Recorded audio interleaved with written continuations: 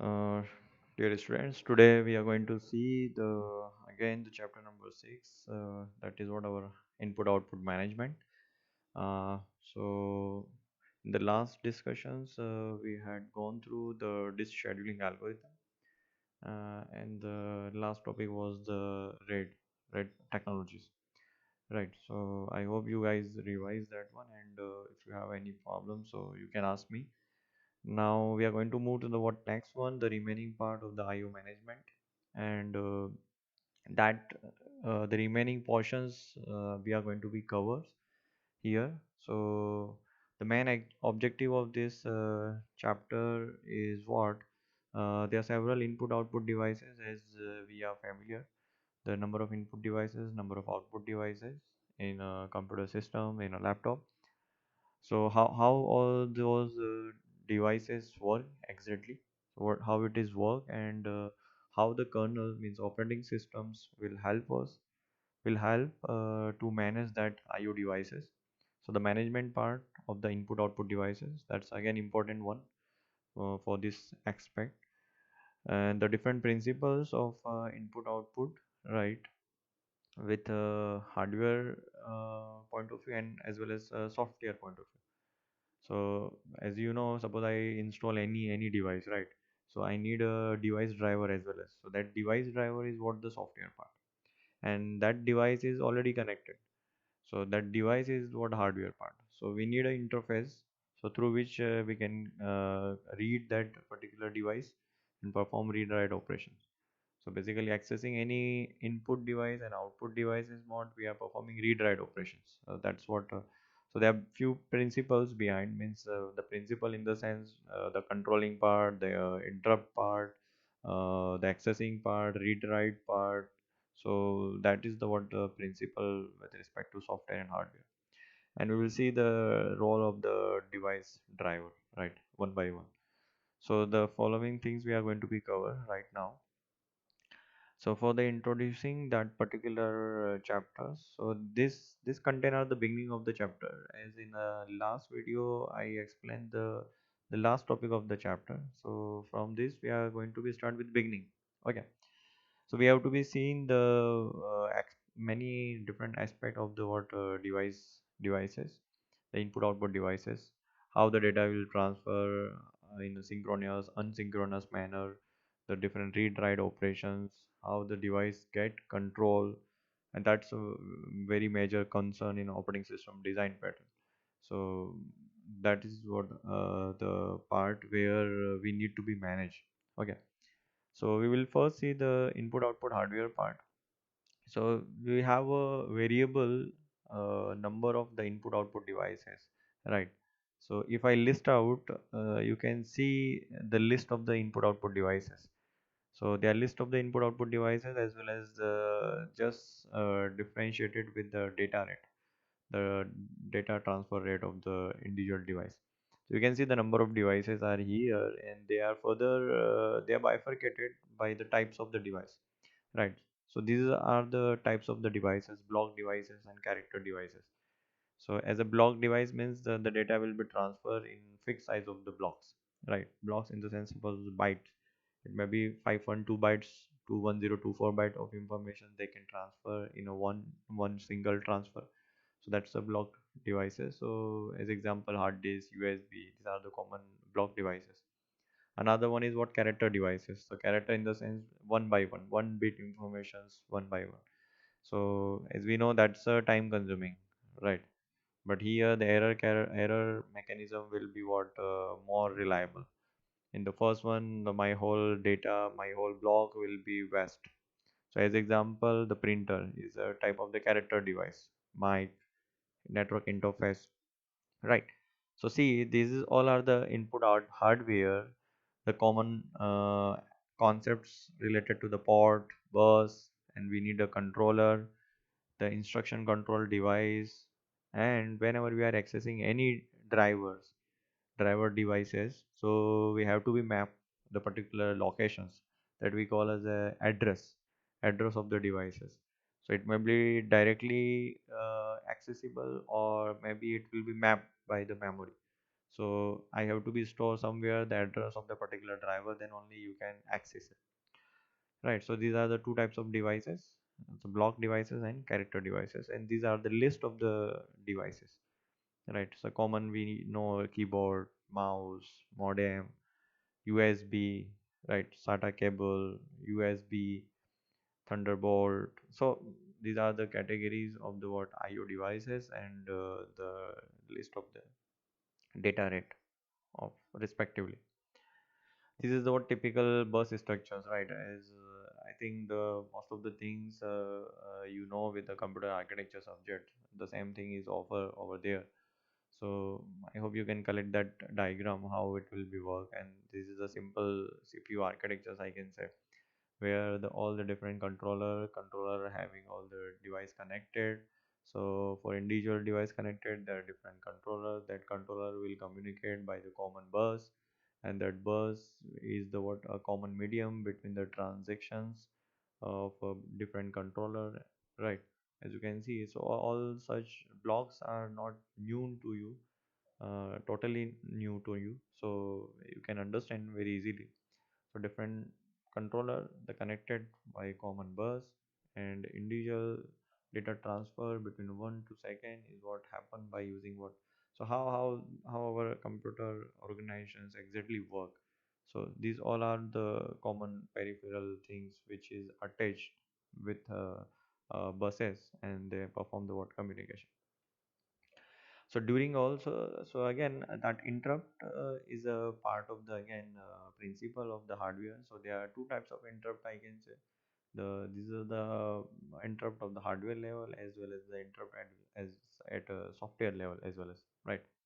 So CPU interrupts requests like triggered by the IO devices. So different IO devices are there. Suppose the process want to perform that particular operation, so we will put in that process into the waiting stage because it having some input output operation, and in between there some particular event occur, and that event having the kind of priority. So kernel will interrupt it, and the kernel will perform the operation. So that interrupt can be the hardware type of interrupt and maybe the software type of interrupt.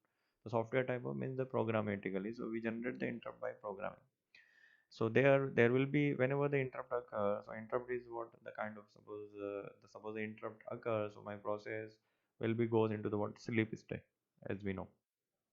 So there will be some interrupt handler program or maybe interrupt handler devices which will tag the which will accept the interrupt and perform the what operation related to it. So kernel will give instructions to the handler, and which will what perform the correct operations over the interrupt. Once the interrupt will be gone, the then process will be in a wake up stage, right. So that is the common interrupt input output life cycle, right. As you can see over here, CPU, from there the device driven initiate the input output request. Now it will be initialize the IO, so where the IO controller will be attached, and that it will be identify the which type of request is generated, and over it which type of signals will be initiated by the what kernel. So the signal is again the kind of interrupt I can say, and then CPU receive the interrupt, transfer control to interrupt handler, then interrupt handler process the data, return from the interrupt, and then again CPU resume it. So that a common life cycle which will be executed whenever the interrupt occur at IO devices.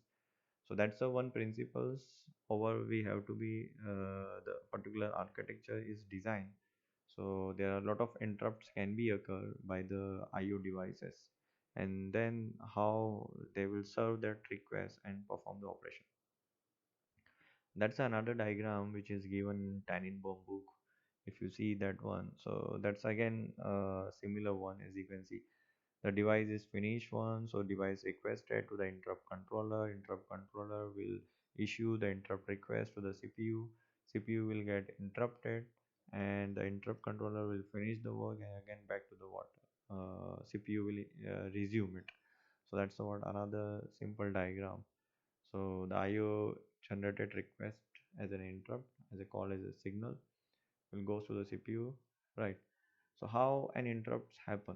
So basically that's we can say that if any of the input output device will want to perform some operations, and that operation having the priority over the kernel level, so kernel will check it and will interrupt the systems, and that device will perform the particular operations and will back to the what same job. The another principle of the IO hardware, that's direct memory access. So this is again, I think you know that part from the computer architecture subject as well as. So that's again very important topic over here. DMA, direct memory access. As you can see, the DMA is memory access directly. So the meaning, the why we need this particular controller is because we need a controller, another type of controller which will control it.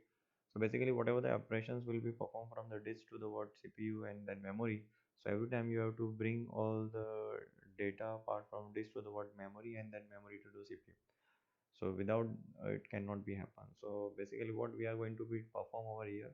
So we bypass the CPU to transfer data directly between IO devices and memory. So that's important. So where the because the data transfer rate will be get very decrease. So over it we want to perform, we want to increase the performance of the CPU. So that's why we added that intermediate part where it will perform directly this read write operations directly to the what DMA, and DMA transfer data to the what memory. So no, so in during that part the CPU will be what in a rest state. So see, this is our diagram which explain in a 6 steps. So the first step is what device driver is told to transfer this data to buffer at address X.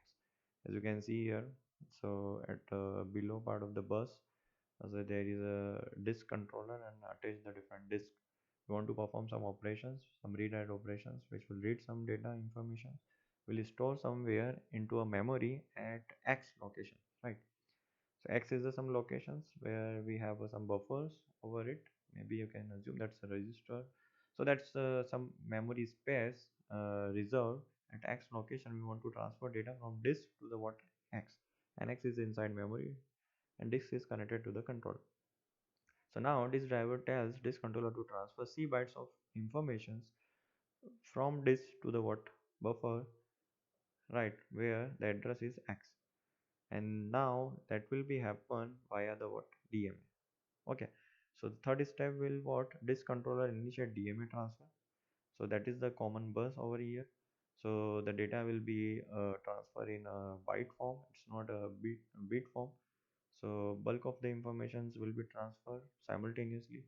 This controller send each byte to the what DMA controller, and then DMA controller transfer byte to the buffer X, right, in the particular location until the complete information will be sent to the memory at X location, right? So then DMA, so during that one, so understand in between there is a one CPU, there is another cache memory also attached. So CPU will wait. So CPU is get interrupted during that transfer. So that transfer rate is high compared to the what one instruction goes from CPU to disk, and this will transfer data to the memory. So that's why we keep for DMA in between this.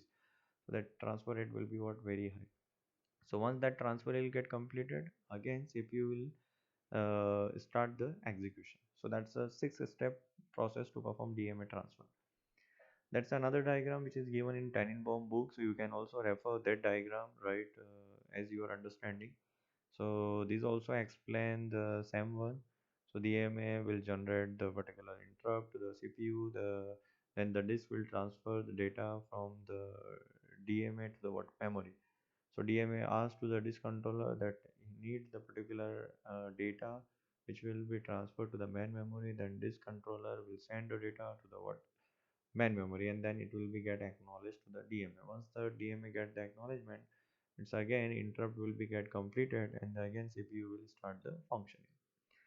So that's another view of the what how DMA exactly works. So you can refer any two of any one of this, right, out of for explanation how the DMA transfer the data. Okay. So this is another principle of the what input output hardware. These are the list of the IO interfaces, means applications of device drivers.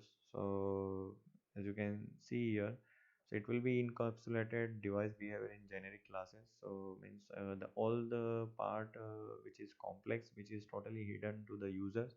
Users directly use the devices without any having any trouble to access it, because they given the devices with a specific port where the device will get activated and the user can access it. So all the complexities are hidden, right? So we get a controller through which the kernel will interact and perform the what all the transferring part. So that's also vary in the dimension part. So there are many dimensions where it will be vary. So character wise, maybe the stream or character is the same one. So bit wise or maybe byte wise. So stream and block, sequential and random access, shareable and dedicated, speed of operations, and read only and write only. So that's a different dimension of the devices, right? It will be vary according. As you can see, this is another architectures, right? At hardware level of the IO operations. So in hardware kernel, then kernel IO subsystem, so where you can see all the different drivers which are installed, right, in the software part of. And then for each of the driver, there is a one controller they have, right? And that hardwares get activated with that controller, and then controller will send the signal, receive the signal by helping of the what kernel. So kernel is the top of the what all the driver, and that driver will help to integrate that particular hardware component, the driver component, and will available to make it available for the data transfer. So that's improving performance. So how we can improve the performance of all these IO operations as a hardware point of view?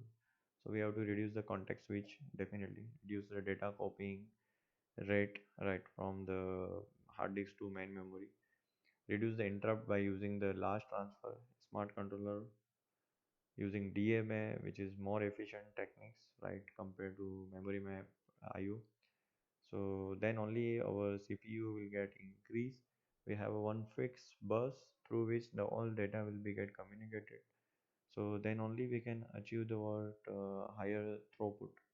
Otherwise, my performance will be down.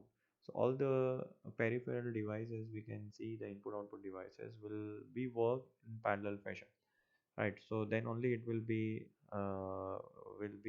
utilize the CPU more and more. Now, second part is what the IO softwares, right? So the different issues they encounter with IO hardware as well as, and they identify the top of the hardwares. They have to be put at the software part where they interact with the software by the kernel, and that issue will be get resolved. So device must be independent, right? Definitely. So all devices are independent with the, but that device is linked with that particular, integrated with that particular software. But the layer was independent, so any of the device driver will get communicate with that particular layer independently. The naming, error handling, as we call as a what interrupt. So here we having the interrupt. The software interrupt is also there. So through the software interrupts, the different exceptions will be generated. Over the exceptions, that particular operations will be get performed, and all such operations must be what synchronized, and it may be asynchronous event. So depend on type of the operations, the IO operations which are the requested to the kernel. So maybe the if we are having the multiple printer which is attached with my system, so I can perform the multiple print operations, right, synchronously and asynchronously. So another one where I'm having dependency with resources, so I have to be synchronize that particular event, right, because the multiple processes are going to be request, so I have to be sync it, and that particular device will be allowed to accept all the requests one by one, right? And buffering, so buffering is for extra memory part where it can store the data for some IO operation purpose, and once it is get available, so that buffer will be utilized to get access that data and perform the operation. So again, my time will be get reduced, and I don't need to be what utilize again CPU cycle to get access data from the disk. So the buffering. So these are the few points which they had introduced in a IO software level, and through which they achieve the particular goal. That's a layer view of the what's IO software. So they embedded into the layer form. As you can see, the topmost layer is user level IO software, then device independent operating system, device driver, interrupt handler, similar as the error handling, right? The exception kind of things, and then the hardware. So top of the hardware, we are having the what software, definitely as the architecture of the operating system. So you see one by one. That's all are the theoretical aspect of the what hardware and software. So, but how exactly they work? So there are a lot of signals going to pass into it, right? So see, once the input output requests come by the user process, right? So it will be goes to the device independent software. Then it will identify the device, which type of device request is, and then it will be get interrupt, right? And then it will send to the what hardware, and that hardware will perform the operation over it. Then again, when it will be back, the so interrupt handler will resume. So now processor will resume the executions because the interrupt is over. Then device driver check the what status, the registers, and the device independent software will allow to check the addressing part. So very important part. So how it will be get allocated, how disallocated, how the naming will happen, how the IO will map to the particular memory location, right? And finally it will get the reply. So once the any request is generated, it will pass through the this layer architecture, and again will return with what IO reply, and after the completion, so that whole process will be what completed.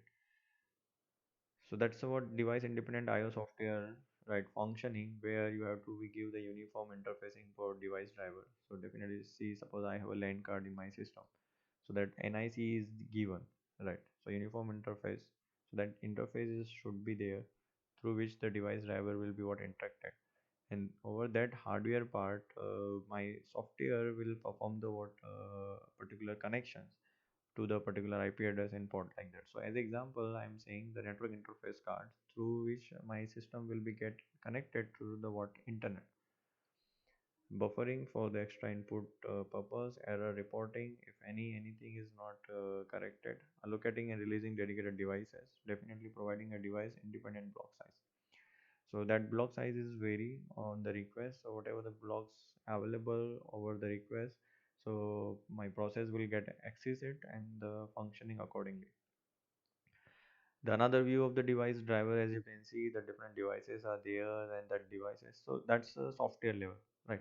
Again, I can say these all things are what principle at a software level.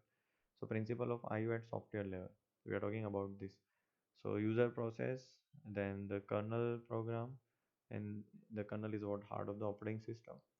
So inside all the drivers are installed, and then there is some hardware controller through which my device are get connected, right? So how I hope you guys are understanding. So how my device driver will interacted by my kernel. So there will be a controller definitely, and that controller having input from the devices, and that device will, that input device, that interface will convert into the what. So in my system there will be one software which will be installed for that particular port, right? Then only that interface will be created and the whole operations will perform. Right. See, these are all the few references you can refer for the study purpose. Right. That chapter is more and more theoretical, but with the help of diagram, you can understand it. So you just I have a request you to revise once. So definitely you will be get through all the topics, right, related. Thank you very much.